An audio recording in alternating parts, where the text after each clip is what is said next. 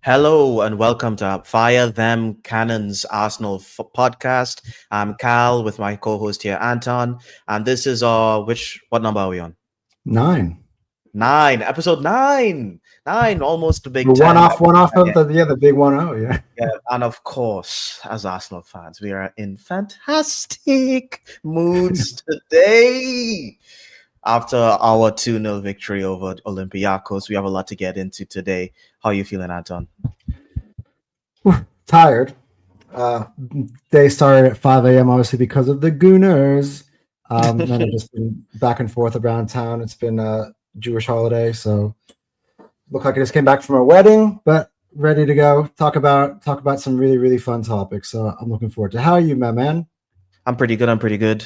Just working, and had to wake up early. And obviously, I was on the football terrace with you earlier this morning as well, doing our reactions on there. So yeah, even though we had to wake up early, it was definitely worth it. You know, sometimes it's not easy being in Australia, waking up early to look at these games. But when you get performances like that, it really just sets up the day to be pretty nice. And last time out, we were doing a Newcastle preview with some of our Newcastle friends on the Thunderdome episode, and we had a lot to say. And since then, we've played Newcastle and we've played against Olympiacos. Who came out on top? That's right. And the moods completely changed. Take that. The moods completely changed. The vibes completely changed, and a lot of it has to do with the style of play. A lot of it has to do with the victories, and we're going to be talking about how we feel about the season so far, how we feel about those two games. And the first thing on the list, because we actually, even though we've both discussed it a lot on our on Terry's channel and I've discussed it on my channel and stuff like that, we haven't discussed it together. By the way, on the Gooners Therapy, check those. Yeah, Gooners Therapy channel as well. We were on that podcast with our friends, Positive Dan, Negative Dan. So we were on there as well, doing our reactions. So yeah, yeah, so this is the first time we're actually, together to do this one here. So I want to get your thoughts on that Newcastle game first off. Like, what were your feelings? Just a reminder, what were your feelings going into it? How did you feel coming out of it? Look, my feelings going into it, if you remember my score prediction on the show, was 2-1. So I'm pretty happy about that. If we were doing one of those, pick'em competitions, I would have come out looking sweet. Look, I think the closer we got to kickoff, I think I got to go back before our game to Liverpool against Crystal Palace. And I was a bit nervous about this game before then, but then after our boy Eddie took the 3 points away from Liverpool, I was like, come on, Arsenal. I don't give a shit how tough St. James's Park is. Now is your time to show your mettle. Now is the time for you to show everybody why you have the potential to be the champions. And the eventual champions win games like this. They take advantage of their competition slip-ups. They don't just draw. Like, we could have drawn and been like, oh, yay, now we're 4 points behind. No. We took what was potentially an 8-pointer and we made it into a 2-pointer. And it was a massive weekend for Arsenal. I think it just cannot be said enough how huge this was in terms of the context of our season, as early as it is. In terms of the performance itself, I thought Arsenal came out. The lineup was awesome. Loved seeing Eze in the 10. Never thought I'd see it happen under this manager, to be honest. He was starting to make me doubt whether it was ever going to happen. He did it, and it looked, and Eze looked amazing just from the get-go. Like, Pope had to make some amazing saves, and obviously 4 minutes, man. 4 minutes in, he had that amazing shot. And obviously Charles hits the post. And one thing I failed to mention on the Gooners therapy, which is like, we should have been 1-0 up because we were given a penalty, which, by the way, I've made a point up until this podcast, because just now me and Cal, I made a point when we were on all the podcasts with the rivals not to bring it up, just because I've spent so much time in my past complaining about refereeing decisions. And then as I sit back and realize, it's like, the refereeing decisions weren't really the big issues in those days. Those were poor Arsenal performances, all of them. And for me, the fact that this was a good Arsenal performance completely negates the fact that there was a dodgy decision. And of course, there were some that went in our favor as well. So you have to take that into account. But there was that. And then, of course, just, we go behind. It really felt like they did not deserve at all to be in front. Like, we got Ash in our group chat being like, "Oh yeah, we've won this, and how you guys feel so confident? You guys never score at St. James's Park. Yeah, how do you think you're going to do it now?" And I'm like, reserve your comments for the end. Oh, then he says to us, by the way, if Anton or Cal, if either you guys come on to the post game and you guys are complaining about the penalty, I don't want to hear it. And then when the post game comes on, what does Ash do? Oh, referee. Oh, yeah, he's pretty, to be honest. Like 1,000 screenshots, guys. I don't know, you guys don't see this stuff, but he sent 1,000 screenshots literally in the last 4 days of just different things from the game. But he told us not to complain about a penalty decision. Yeah, he's a bit like, the thing is, once because we've won the game, I'm just like, yeah, okay, Yeah, whatever. Because like, everyone can see that that Gyökeres thing should have been a pen, and the inconsistencies with the PGMOL. But to be honest with you, like, just focusing on the game itself. Yeah, can you run us through that when we came back? Yeah. From the 1-0 deficit, you run us through that, man. We definitely deserve to win. Like, just that first half was probably the most amazing first half that we had. Like, it's the first time for the season that we saw like really good scintillating football, where we're moving the ball quickly, we're getting it to the attack, and we're actually doing something. Time out, Cal. Yeah. Question for you. What was the term that you said that you thought the game would be? I was a stinkfest. I thought it was. You said it would be stinky. Was this game stinky? No, I mean, upon review. It definitely wasn't. I mean, I thought it was going to be. My prediction was a 0-0 or 1-1, because I just thought it was just going to be this, this physical game where we just kind of. It was a physical game. It was, but I just thought screenshot. It was a physical game, but it wasn't. I didn't feel like it was as crazy as the other games were. I feel like we didn't get sucked into it as much. Yes, we didn't get sucked into St. James's Park hype. We didn't, and we kind of rose above it. And to be honest with you, they couldn't, for large portions of the game, they really couldn't they couldn't touch the ball, because we were just playing too well. We were just moving the ball around too quickly, and and going 1-0 down, I felt bad, but I didn't feel as hurt as you would think, right? Because we were playing the good football. I kind of thought that we would score. At least we'd at least score one more goal. As late as we did, though, that was the one. When it was getting that late, it was getting scary. And to be honest, I when he brought on Moreno, I was kind of numb. I wasn't really angry. This is the second time. This is the second time this season where he's brought in a sub, and that sub has been the one. Yeah. So I'm like, I don't know. Do I criticize you? Do I not? I'm just gonna shut up. Yeah. And Moreno scores that goal, and it feels like, oh shit. And what really encouraged me was the fact that Arteta is like pointing to he's doing this on the timeline. He's just doing this. We have time. He's telling them to go, run on the on the touchline. So yeah, they made me go, okay, so this guy's actually going for the win. They're all going for the win, and we got our win, man. And Big Gabby, he's the guy, and he scores that goal, and it just felt massive. It just felt great. It felt massive. It felt like a champion's win. Didn't you feel like when the Gabriel ball hits the back of the net, like a mixture of relief and excitement at the same time? No, I just felt like, yeah.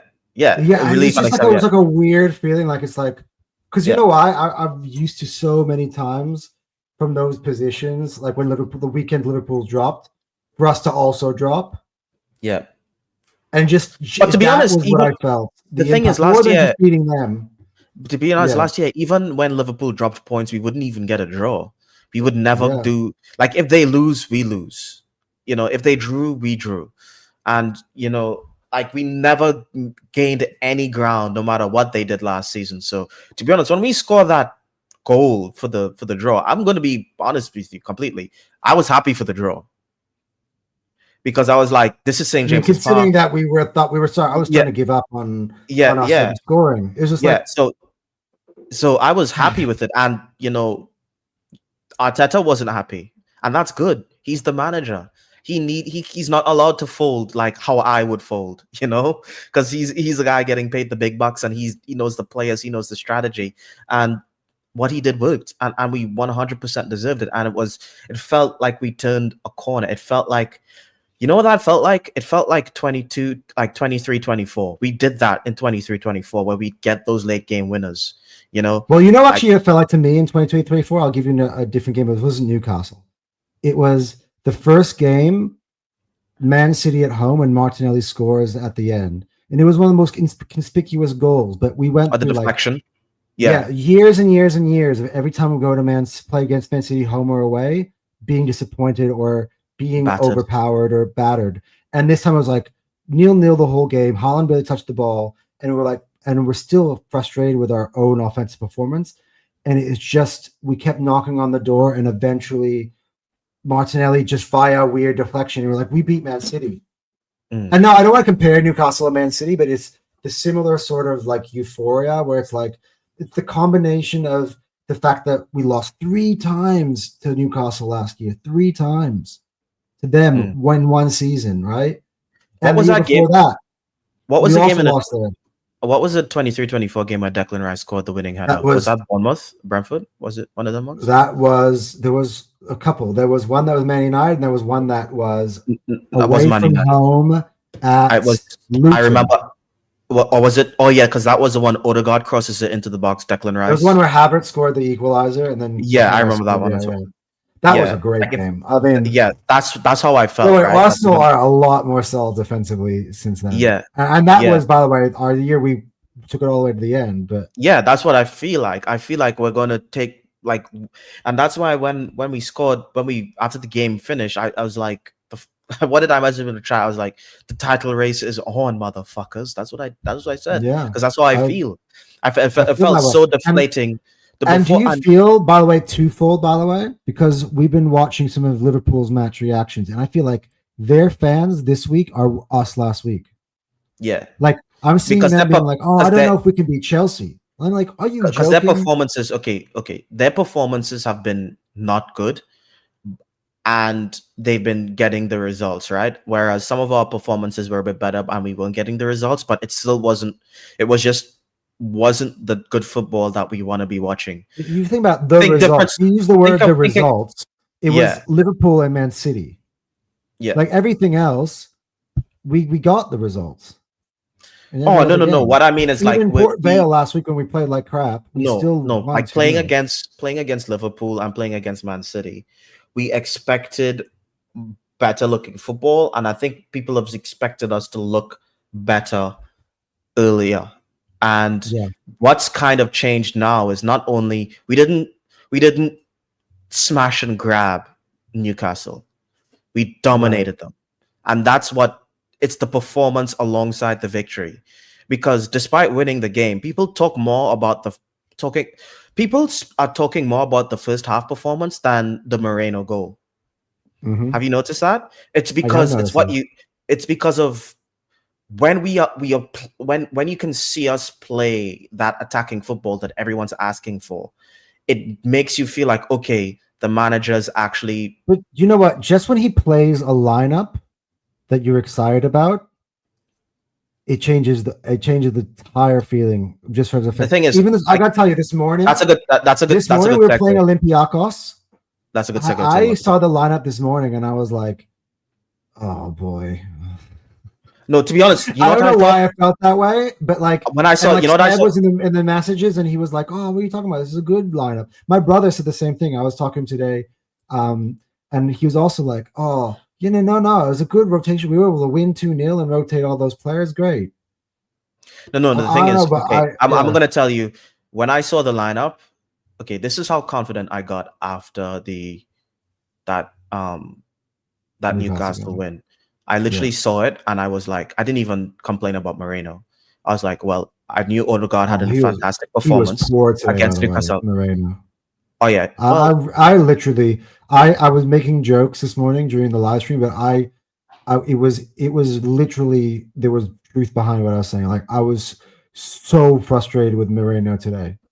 yeah, Like, but just that guy who was number like 52 or something from Olympiacos literally ran past him 3, 4, 5 times. yeah. And I'm like, what the thing is, on. when I saw Moreno, I didn't even get upset because first of all, I was happy to see Odegaard in the lineup because Odegaard's like his cameo against Newcastle was absolutely phenomenal, 10 out of 10. Oh yeah. And then I was like, okay, Odegaard, Today show me what you got. Yeah, but this is before the game. Odegaard performance today has got me the most excited. Yeah, no, but let me tell you something. Like, okay, if we get Odegaard back, yeah. So I was saying, like, so before the game, I was thinking, okay, I'm excited about Odegaard, and I was like, okay, Arteta, like, show me what you got. Show me that this is the correct lineup. And he didn't disappoint me. You know, I wasn't really upset because I was like, okay, let's see, and because I like Zubimendi and I like Odegaard, because and yeah, Odegaard just completely ran the show today. He was insane.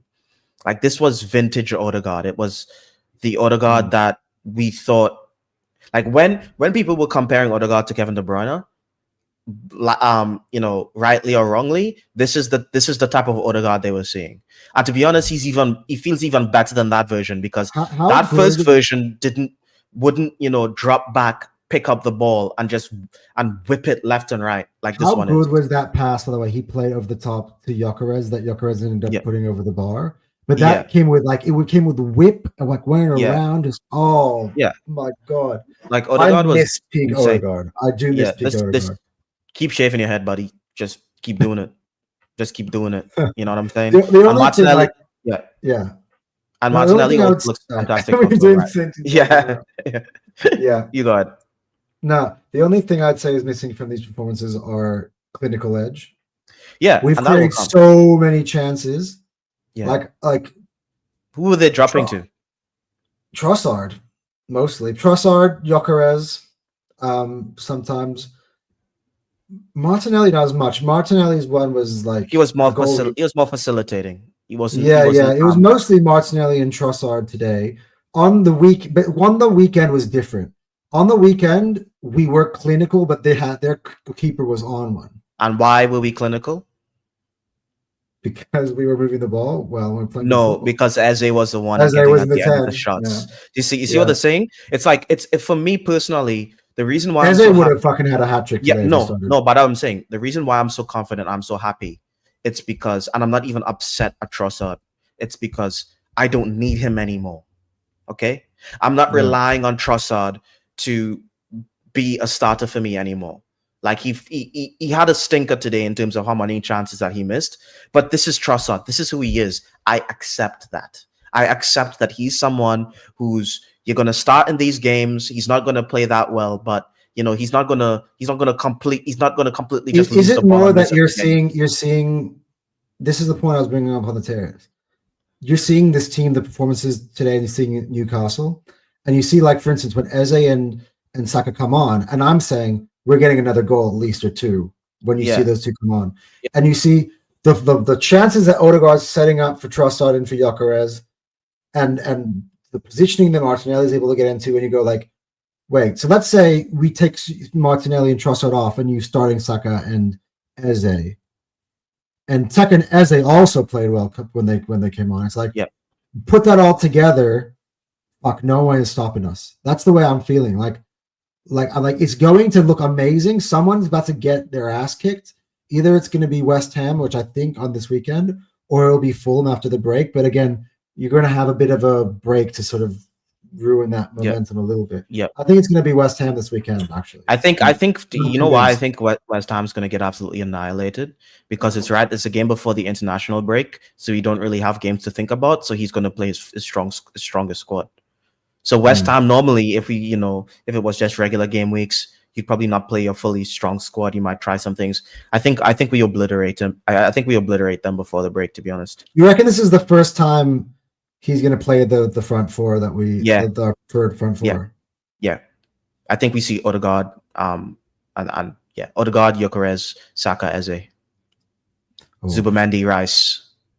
I think he should play MLS. He should play MLS. Obviously Gabriel Saliba and then Timber. I think we might get MLS a full start. You know what? I don't mind Calafiori Bowen matchup, by the way. I don't want to see Calafiori too much. I want to see MLS get more minutes because MLS was great today, and he was great when he came on against Newcastle as well. Yeah, he fits the system just better, I think. Yeah, I think he's been a bit unlucky, to be honest, not to get. This was his first start. No, to be honest, when you remember he started the first game of the season and he wasn't. I don't think he looked very good. No, I thought it was Calafiori. No. He was starting in preseason and he was not right. Good. He was looking really off. And I think this is why we have our squad, rotating players. You're not starting every game if you're not on it. He takes a break. He comes back. I think he knew that I need to put together something really, really convincing here. Yeah. Otherwise, because Calafiori, Arteta hasn't dropped him so far this season. Yep. And what do you think of Raya? You know what? Igal brought this up on the podcast. On the match reaction, this morning. And it's funny because I never really think of it in that way. But yeah, I do think he's an elite keeper. Oh, I don't know what it is. Maybe it's what you said in the pre-match, which is like if he was taller, he'd be the best keeper in the world. Yeah, that's literally his only flaw. It's like his only flaw is his height. But it still doesn't seem to like every time the ball comes into the box, I know he's getting to that. Every time there's a shot, like I think it's free kicks. He's gonna make some sort of good save. Like I think free kicks is the thing that kind of stops him because of if you hit it top bins, like if you hit it close to top bins, he can't get to it because he's just not long limbed enough. You know, it's why Donnarumma is so good at pens as well because he's just like this big, lanky, intimidating. Whereas against Raya, you feel like you could hit it anyway. You know, and that's his only flaw, and he can't help that one. But everything else, his technical ability on the ball. His thing is as well though, Cal? His ability to command the box, his ability to take crosses, claim crosses, like even the cross that he claimed in the game today, where he like claims it and he falls over and slightly tweaks Gabriel, but that's just how he is. He just jumps up and claims that every time. You know what it is though. I think the reason why he comes under the radar is that I just don't think that we concede many clear-cut shots where that he has to save. But that's the myth. That's the myth. People say that you only get clean sheets because Gabriel and Saliba, who people consider the best. No, that's not what I'm saying at all. Though I'm not talking about just Gabriel and Saliba. I'm just saying our whole team, our whole unit, and I'm talking about going back to the midfield as well and the fullbacks. It's not. This is why when we talk about defense in some of these games, and I talk about Martinelli starting on the wing for defense, it's a whole unit. We generally shut things down. We force teams to make those crosses, which is why most of the action that Raya is doing in the game is collecting crosses. So the type of saves he had to do today with Olympiacos, which is why I was pissed off with Marino, because Marino kept letting his man get past him. Marino is he was so bad. Honestly, he's McTominay. I would have given him a 2 on today's. I'm curious to see what everybody else's match ratings were for Marino, but I would have given him a 2. Like today, I no lie, was the worst individual performance by an Arsenal player all season, and that was him. I swear. Go back and watch it. Go back and watch it, Cal. Watch it. It was worse than his Man City performance. You think? Yeah. Really? Yeah. Bro, dude, Man City, you have an excuse. Man City, you're playing against really quality players. I except for a couple of the strikers, Yilma or the Taremi who came on, and then the Portuguese winger. I didn't know any player from that team. Yeah, the guy with the dreadlocks was just, I don't know what his name was, but I was scared every time he got the ball. The Arab guy, the Arabic Muslim, whatever. Yeah, Al-Kabe or something. I think it was his name, no? I just remember, I just felt like Oh, the dreadlocks. No, that's Gelson Martins. Yeah, That he used to, yeah, he's he was Portuguese. He used to, yeah, yeah, he was cooking. He was cooking, and I didn't like it. play for Swansea. Yeah, I didn't like it. Yeah, no, Anyway, yeah. yeah, We're moving on. yeah. Moving on, and one of the big topics that we've all spoken about, and which is a big problem, it continues to be a problem, and I don't think it's going to stop being a problem as long as Howard Webb is in charge. Is the PGMOL and their schemes? Well, I wouldn't even say schemes, but just their little club, and you know the controversy at St James's Park concerning those pens or non-penalties. It happens every time we go there. There's always some weird decision for some reason. So what are your thoughts on the all penalty situations? To be honest, mainly the Nick Pope situation and the Gabriel situation. Okay, well, I think I see. This is always tough for me talking about penalty stuff because the thing is that I'll just use this as a disclaimer. When it comes to talking about refereeing decisions, it's very hard sometimes to remove your bias, and so I might say one thing, and then in 2 weeks' time, it happens against us, and I'll say the other thing. So that's why I try to be incredibly careful. So I'm going to try to be as unbiased as I possibly can. The penalty itself, I understand why after they went to the VAR check why they dismissed the penalty, because when you take that thing and put it into super slow mo, and then you see just by then that he got the ball. By the technicalities, now that they've looked at it in super slow mo, I can understand why they've reversed the call.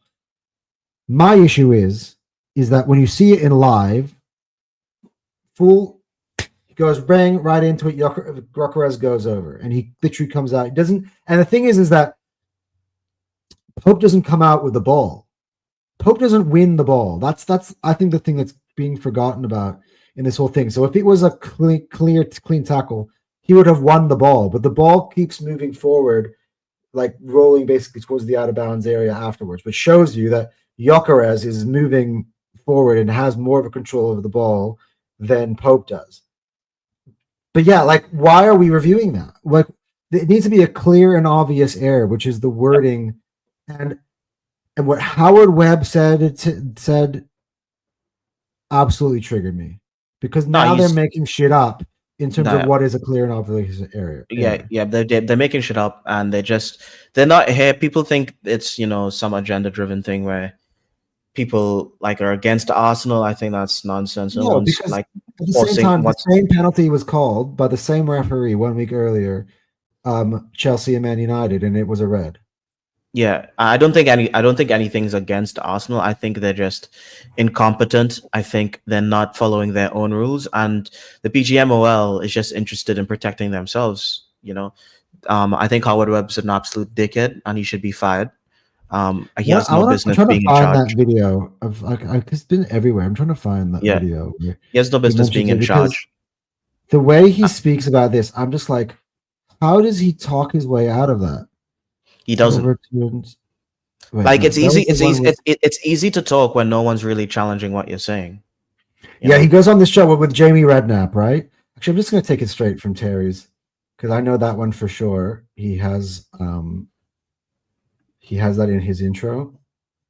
So I just know that the clip that I want Terry has already in his. Yeah, and so I think it's pretty obvious that he just takes out his man.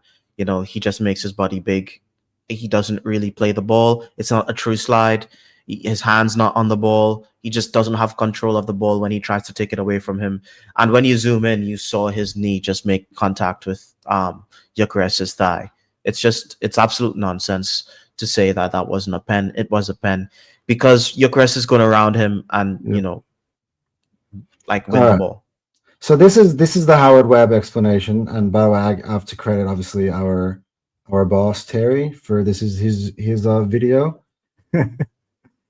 because he will see this video and he'll be like, "Dude, you use my video." But here we go.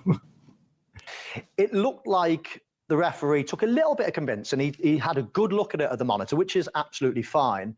But are you happy that it was such a wrong decision that it needed reversing? Because some people still think, even though there was a touch, it was still a penalty. Are you happy that it was almost like a clear and obviously enough to reverse the decision? Yeah, I am. I mean, we work with referees' call. It's an important principle in the Premier League where the call will be made on the field by the referee. It'll only get overturned if, when the VAR looks at the footage, he sees no reason at all to support the decision. There's no mix of considerations. It's a clear error. In this one, when you see Pope reach out with that foot, play the ball cleanly before making any contact with the opponent. In fact, he doesn't really make contact with the opponent. They come together as a normal consequence of that clean challenge by Pope.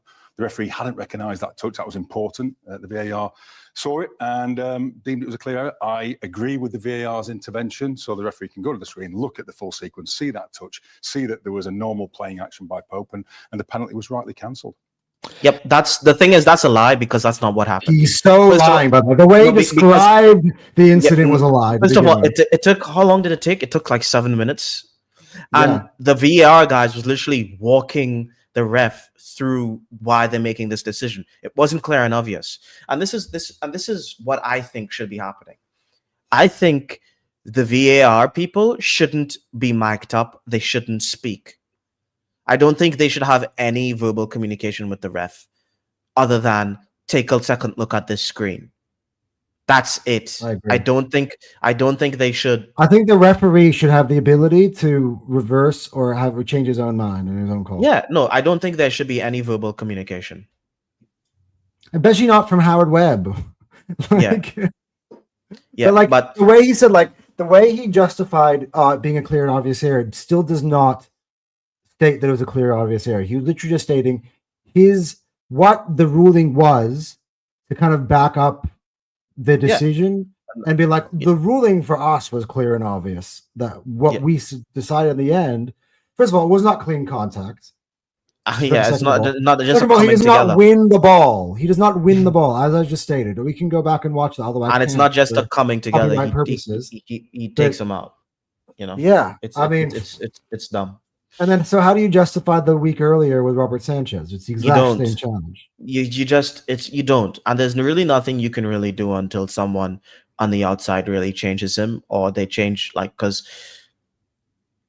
he has complete control and autonomy over these things, and it really doesn't matter. They literally, they have the authority to, just not draw lines and not say something's offside if it's offside. And then they can just say, oh, sorry, our bad, later on. And it can fuck up someone's entire season, but so that's just a situation where the only thing we can really do is call it out. But just getting into a more positive side, misery loves company, and unfortunately for us, our misery in those decisions didn't end with us losing the game, but seems like Liverpool are a little bit miserable, and it's really nice to see. It's really nice to see them suffer, because they've been, for me personally, I think they've been really arrogant. And look how the tables have turned. Look how the tables. You know what I'm saying? Like a week ago, we were more head lost than them. Now after their poor performances in the last 2 games, they haven't scored a goal in 2 games. They're 300. They scored a goal against Palace. Did they? It was 2-1. Yeah, it was 2-1. The Chiesa one, but. That as well is another refereeing decision that we can get into as well, because Salah handballs that one on the event. Yeah. Anyway, and see, this is why I don't like opening that can of worms, right? Because once you get going, you just keep going. Yeah. And I just want to. Yeah. And their insane attack isn't attacking really. They're not as creative as they think they were going to be, which was pretty obvious. And so what are your thoughts on Liverpool, and how do we compare to them after the last couple of weeks? Well, after the last week. All right. Well, I could illustrate. I think I can illustrate it for you well. I think we're going to take a bit of time, to do this, because I feel like, first of all, I've been misunderstood. I'm saying, even Terry doesn't fully get what I've been trying to say in terms of this. So I think let's just kind of break it down. So firstly, when I say Arsenal have the toughest schedule in the league versus Liverpool having the 12th toughest schedule in the league, this is what I mean.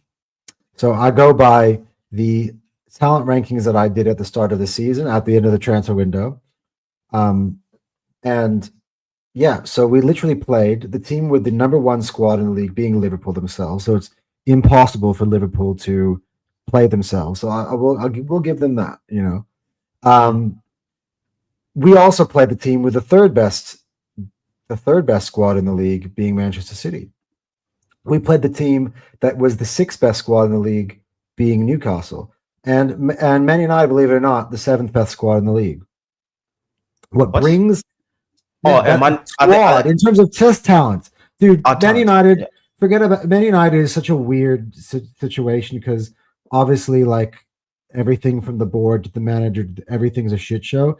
But the players are still probably the seventh best in terms of collection of players. If you're just gonna, you get what I'm saying? Like just in terms of the team.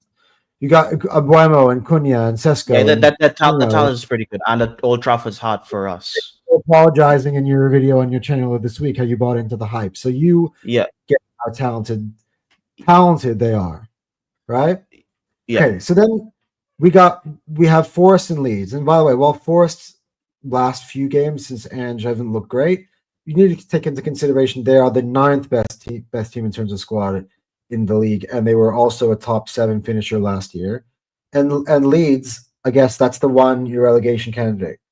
The thing that for Liverpool people forget, and they always go to Bournemouth and they go to Crystal Palace and they point out to the fact that Bournemouth and Crystal Palace are doing so well to start the season. But like not all, that's what I keep saying, not all schedules, not all games are created equal. Just because Arsenal's played 6 games and Liverpool have played 6 games, it's not the exact same 6 opponents. If it was the exact same 6 opponents, then we're talking about a different story. I always like to flip it into like, if Liverpool had our schedule and Liverpool were where they are 2 points clear of us, we'd be like, who the fuck is left that's going to stop them? Yeah, they don't play Arsenal this year. They don't play Man City anymore until the back end of the season. They're not going to St. James's Park anymore. They're not going to Old Trafford anymore. I'm like, who's gonna take them down? They're about to. They're clear, and they're gonna go on a big run. So look, the only difference here is that Arsenal are 2 points behind, but the 6 games people were saying at the start of the season, oh, you'd be lucky to get 7 points. I saw Gabby Agbonlahor's went through the whole thing start of the season. He was like, lost at United. Okay, you'll get a win against Leeds. Loss against Liverpool. You draw against narrow win against Forest. I think he said like draw against City, loss against Newcastle, something like that. And I'm like, so he had so people need to keep the same energy. Now that we've gone through those 6 games, which everyone thought was like, I was panicking. I was actually really upset when I saw that schedule before the season started. The fact that we've come out of that with 13 points, that's 6 more than Gabby Agbonlahor said, and we're also only 2 points off of the leaders. And we're coming into form. They don't know what style of football they're playing. So that's the other thing to take in consideration, right? So they played Burnley the 20th. This is what brings them down to 12th on average, by the way. The fact that they played the easiest squad in the league in Burnley. By the way, didn't create a real chance at goal, like a goal, a real legitimate goal in that game. Like I'd be worried. I would be worried about like that game because what they literally Hannibal, the freaking terrorist, actually just grabs the ball in the box in the last week of the game. But do you know what people were saying in response to that? Oh, champions performance. How is that a champions performance? That was a gift. That was a gift, man. That's insane. That's not champions. The thing that people were saying, like, this is what pisses me off. Arsenal are pulling off good results against good teams, and yet we're getting bantered. Liverpool are struggling against teams that are not as good as us, the worst team in the league, and it's like champions performance. No, the thing is, okay, I'm gonna be honest with you. I think most people who are rational are kind of swaying more towards Arsenal. They're not willing to just turn on Liverpool, which makes sense because of it's so much talent. And that's always the context that needs to be put into this, by the way. Yeah. When we're making fun of them, it's the highest goal, like the huge standards that everyone set. This is my thing, right? When you say Liverpool are unstoppable, Isak is going to mean that they're running away with the league. They are going to bang 5-6 goals and no one is going to do anything about it. That is what people were saying. That's the standard. If they're below that standard, they are underperforming. You can't set a super high bar. And if they're under the bar and be like, you know what? I still think they're doing pretty well. Yeah, I think they're below the bar you set. Yeah, that's my way I'm looking at it. I think it's because of their arrogance. I think the fact that they were saying, we're gonna walk the league if we get Isak, all this stuff, and it's not happening. And just getting into the whole Liverpool themselves in terms of the tactics on the pitch, I said, like for example, something that a lot of other things, I think Liverpool have been a little bit disingenuous with, their squad, because when Trent Alexander-Arnold left, for all of a sudden, I was hearing Liverpool fans say that their spine, the spine of the team is, Van Dijk, Salah, and Alisson. But they would just skip over Trent. Trent was always part of that spine. Injured. Yeah. Alisson's now injured, and so is Ekitike. Yeah, but Trent was always part of that spine, and he was a big part of their creativity. He's gone. You got Wirtz. Wirtz is supposed to be the Trent creation, Trent replacement creatively. He's not doing it. But the thing is, first of all, they don't know how to play with a super creative 10, Liverpool, because they weren't used to that. And now you're having to sacrifice Szoboszlai, your pace in the midfield. And you're trying to play a defensive work rate, the press. Szoboszlai does a lot of stuff that Odegaard does in terms of leading a press, which he does Wirtz actually cannot do. Yeah, Wirtz can't do that. And they don't know that they're all complaining about they don't know what style of football they're playing. And the thing is, this is something I said it off stream, I think before one of Terry's shows. We never got to talk about it, but he was asking what we wanted to talk about. And I said, I wanted to talk about, Arne Slot. I said, if Arne Slot wins the league this year, he has to probably go down as one of the Premier League greats, because I think coming in, yes, he came in and won the league. And obviously that's fantastic. But building a team and winning a league with that team is not easy. It's just not that easy to put together a team and then just win the league. Like it's a very difficult thing to do. And if he were to pull that off this season, he'd be I think he'd be one of the all-time greats in terms of managers, because a lot of the times it doesn't work, A lot of the times it doesn't work, and it's not working for him. They're not playing good football, in my opinion. Yeah, it's actually I think there's a little bit to I think people have had 1 year of understanding how he likes to play, and I think he understands that, which is why he's kind of changed it up a little bit. But I think it's confused the players a bit too much. So he swayed a little bit too far from what was working. So the thing is for him last year is that it was simple. He got Jurgen Klopp's squad, and he was all about the tactics. They had no pressure on them. No one expected them to be in the title race. Everyone thought they would be easily third going into last season. They had this sort of dark horse sort of thing, and it was easy for them to kind of obviously it was a new voice. It was easy for what he was saying to kind of go across to those players. But what I kept mentioning, and things kept going under the radar, is how many players kept going out. While Nunez was a donkey and Diaz, according to them, right? And Diaz apparently was not that good, although I thought Diaz was incredible last year. They sold those players, but they're still losses. Diaz is still a loss. Yeah. Like Gakpo, I can heard on every single match review from Liverpool fans this year. Gakpo is played below par, according to them. So, at the time, like I said, that when I was scared, and I think both of us can share that feeling, was when both of us desperately wanted Rodrigo, and we were like, fuck no, Liverpool, you can't take Isak and then also take Rodrigo. Yeah, that'd be a problem. So that was a thing that they never did. Yeah, they never. I kept saying, oh, it's not necessary for them to do it, but I actually think it was.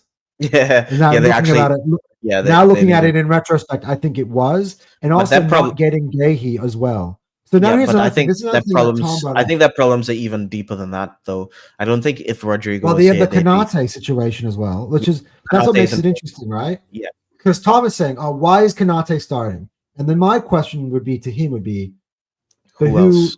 who else? Joe Gomez, and if Joe Gomez gets hurt, you're gonna have to play Kanate. Like they've lost the Italian kid, Leone. He's gonna be gone for the season. I think he's gonna like an ACL or something. Yeah.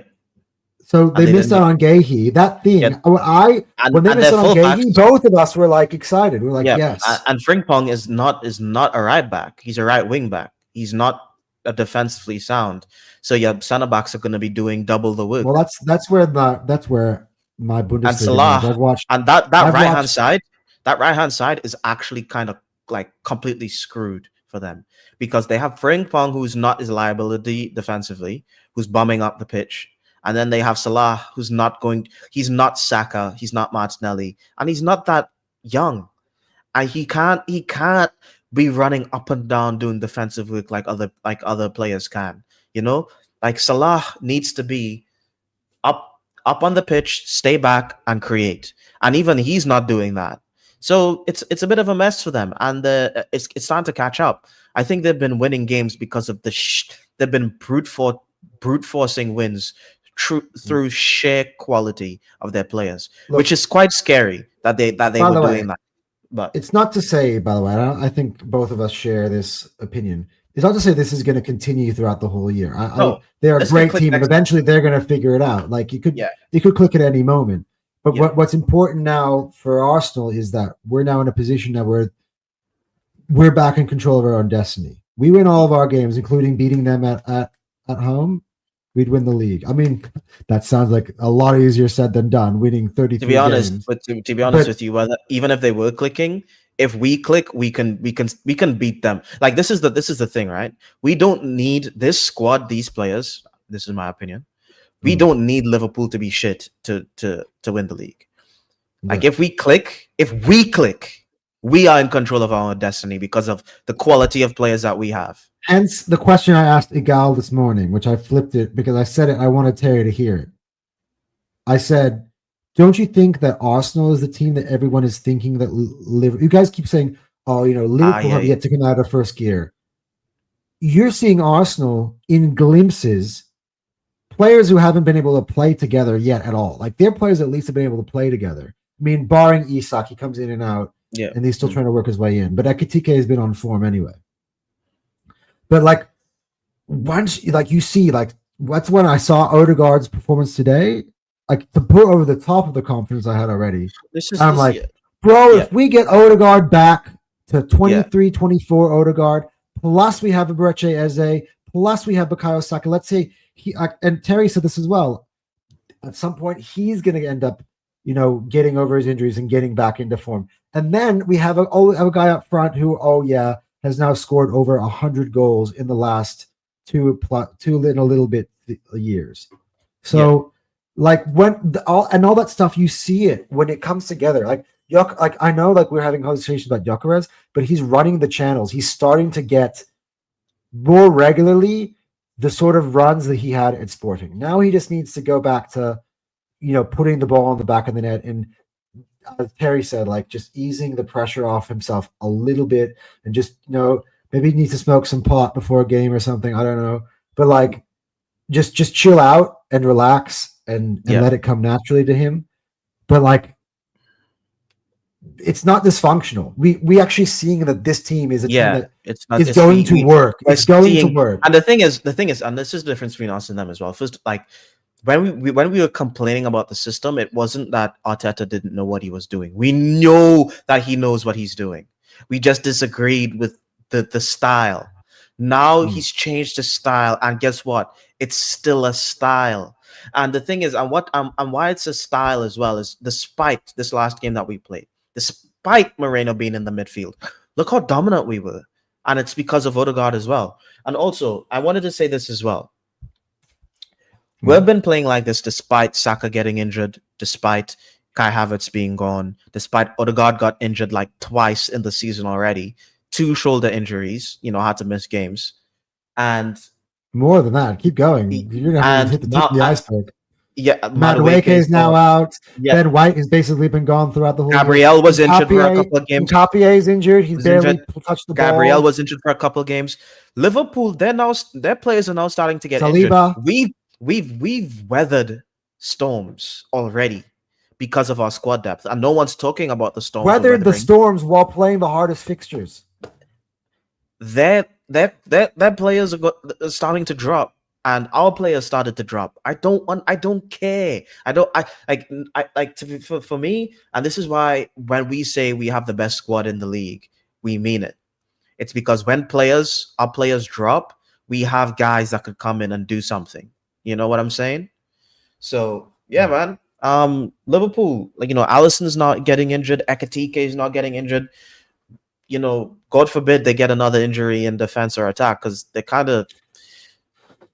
I think the midfield's the only place where they have a little bit of surplus to requirements. To be honest, the only question here is, Cal, given all of the shit we've given Chelsea, are they actually going to help us out, or are they just going to? They're going to lose. Little dickheads.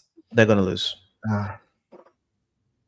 Chelsea. The problem is the next two fixtures on paper. By talk about the name, it sounds hard, but Chelsea and Man United have both been so shit. To be honest, Liverpool let's fans smash West Ham. I reckon let's just go smash West Ham. Just smash. Play before them. Go smash West Ham, because West Ham has beaten us, and this is probably a great segue into their next final topic, right? Yeah. Let's go into this break. I know we keep talking about we could be top of the league if they drop points, and that's true. But I want to have a really, really good, convincing performance where our best players are playing and they're all looking good together, where we scare the shit out of everybody. I think we have a possibility. It's one thing to see the glimpses of it. It's the next thing to see it actually come together like a puzzle piece or a Legos. I don't know which analogy I'm going to use here, but it's another thing for that to happen, and it needs to actually happen, because I've been alluding to it this is why I'm confident. Arsenal, you haven't seen this yet. We're starting a little bit to see it, but this weekend they're all fit, and it's up to Mikel. Mikel, you can play all four of those boys up front and put. I don't really care what the back four is, to be honest. I mean, it's going to pick itself. But give me those four up front with Rice and Zubimendi in behind, and let's cook. I don't want to see Moreno on the pitch. I know he's your prodigal son. But just Arteta, get out of your own way. Do yourself a favor. Honestly, all the Arteta out BS that's been bubbling under the surface will go away if we put in a real statement performance with all those players. I'm going to ask you that, Cal, because obviously you're someone who has those feelings that bubble on the surface and come up and down here and now. How would you feel about him if we were to see that type of performance with that type of lineup? What, like a good performance? With the lineup, you know what I mean? I don't really care. I want us to have a really, really good lineup. But to be honest, I was just trying to look at West Ham's fixtures and what they've been doing. First of all, they have 4 points in the league. Mm-hmm. 1 win, 1 draw. Every other game is a loss. They're absolute dog shit. And I think what we should be doing to them, honestly, they are close to being the worst team in the league. They are not squad wise, but in terms of performances and I don't care about their squad, to be honest with you, dude. We can handle, if we could handle Real Madrid's attack, I don't give a fuck about Bowen. I'm sorry. The thing that really annoys me about West Ham the last 2 seasons, we have absolutely smashed them in their ground, 6-0, 5-0, I believe. We're the last 2 years, yeah.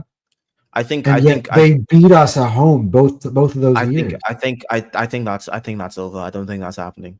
I think my prediction for the game, I think we win 5-0. Yeah, I was gonna say I had 6 in my head. I was thinking 6. I had 6. I don't know. I was thinking 6. It sounds arrogant. No, I'm thinking But we are due for one of those. I know we had one Yeah. earlier the year with Leeds, Yeah.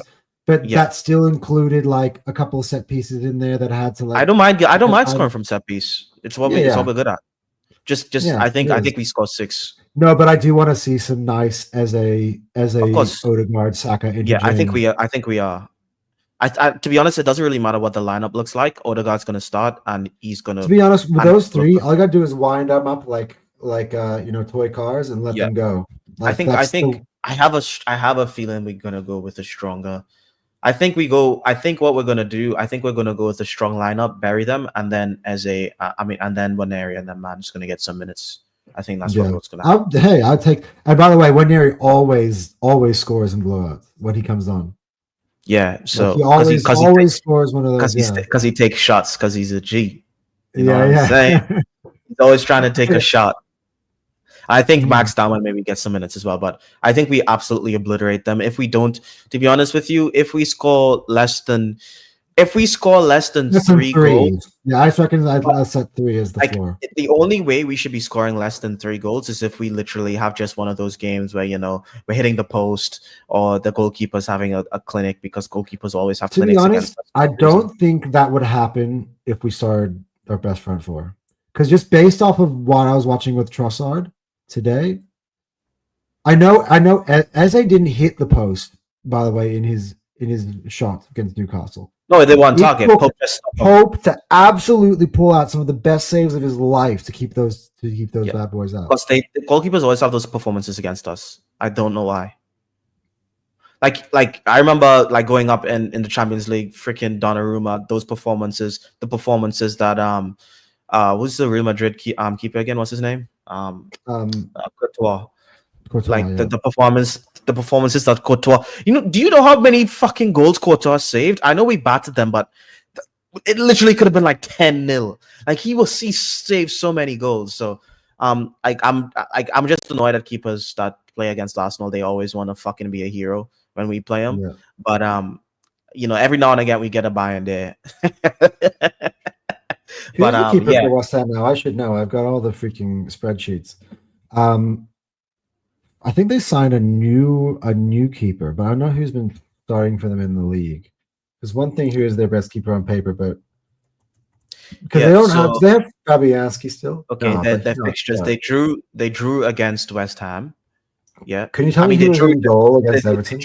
They drew against Everton. Wait, they lost against Crystal Palace. They lost 3-0 against Tottenham. They lost 5-1 to Chelsea. They beat Forest 3-0. Holy shit! Yeah, I remember that game. And that was the one. All right, Areola. Okay, Areola's still been. Yeah, he's played for PSG. If you're losing to Wolves, I'm sorry. If you're losing to Wolves in Tottenham, you're losing to Arsenal. This is a non-negotiable win. To Chelsea. I mean, Chelsea. Not like Chelsea are bringing up any trees recently. Like they got battered 5-1 at home with Palmer not playing. Yeah, that's but it's barbecue chicken, bro. So what's your final prediction? What's your final prediction for the game? Yeah, I'm just gonna go a crazy one. I think I said it. I think 6-0. I think I'm going to go 5-0. This is gonna be so bad. What is going on? Last week, this time, Cal was saying that Arsenal Newcastle will be a stinky 0-0.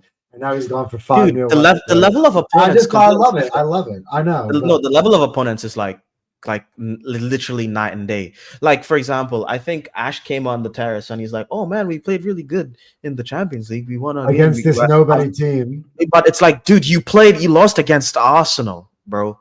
Like, duh. Like it's not like we're literally one of the best teams in Europe. It's not gonna be like playing some dog shit team in wherever you went. That's the thing that rival fans. I think it works in our favor. All rival fans downplay us. They go by off a reputation of what we've been in the past, and not the team they're looking at right now in 2025, 2026. That's the mistake that all of them are going to make. So like Ash and Kane, like I said, I bit my tongue because obviously we were being nice, gracious hosts. And of course I expect them to say that Newcastle is going to win.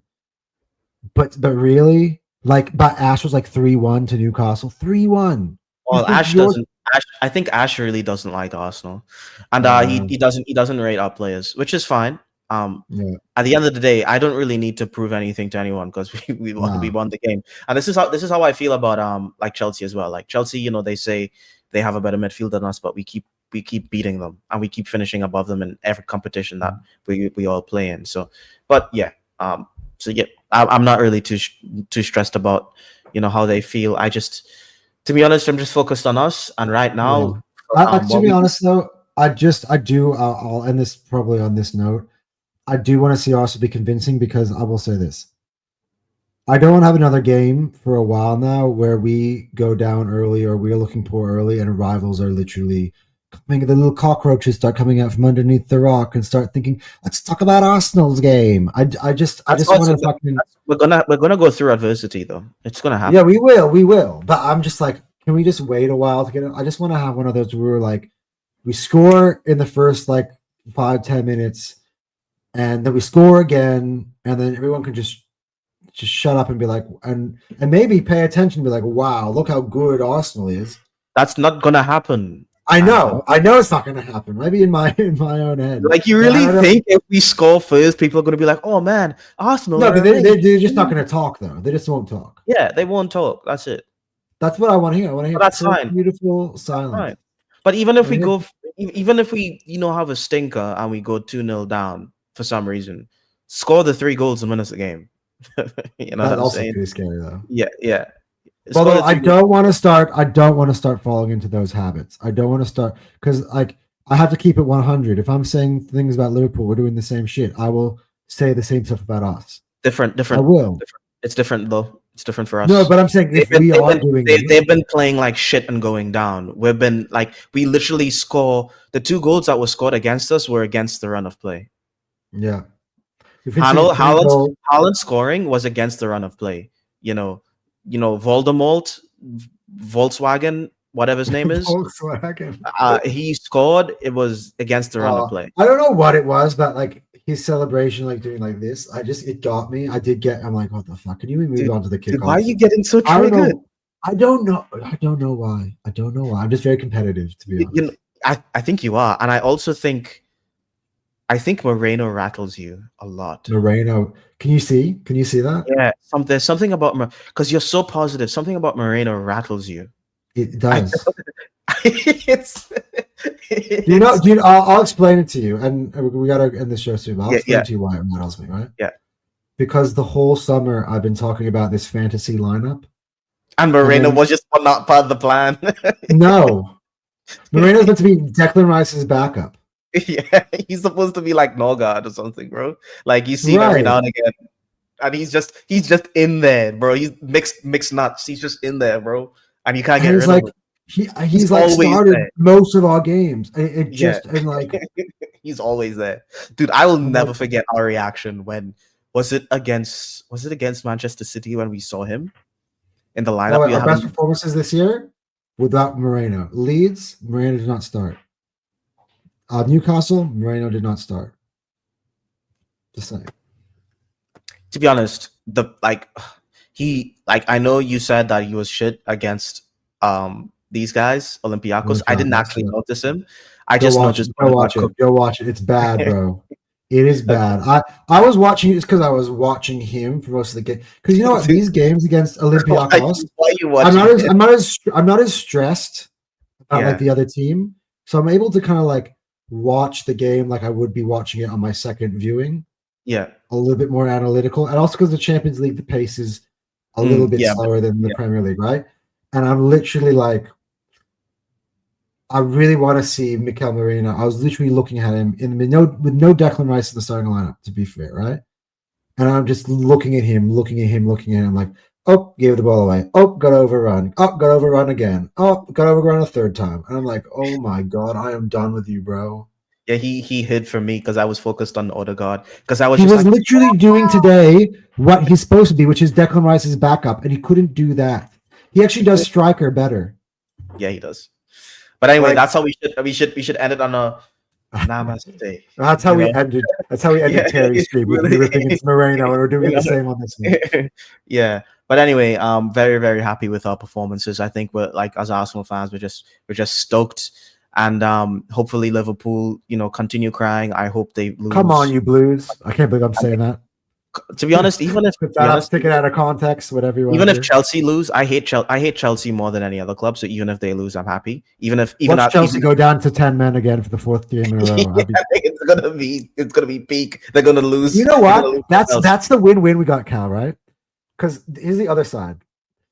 If Liverpool drop points, which has helped us, we're still going to get all the Chelsea boys coming out from underneath their little rocks. Like, oh, look, we're Chelsea. We're back. We're going to win the league. Oh, Esteval's the best player in the world. Like, but I'd be like, I don't care because you took points off of Liverpool. Yeah. But on the other way, even if Liverpool win, I get to banter Chelsea. You know what's really funny about this game? What if any of the teams loses, they're both in like super hyper crisis mode in terms of their fan bases. So it's a fantastic game. It came at the perfect time. They're both in crisis. That's why I just want to smash West Ham first and then sit back. I'm going to be watching that game. I'm probably going to hop on the terrace to the reaction, no matter what the time is, because it's a long weekend. Bro? It's a long weekend as well here. It's the Queen's birthday. The King's for birthday. you guys got the you guys got the King's. I don't get how that works, by the way. How does the King have every state? Birthdays? Every state celebrates a different day.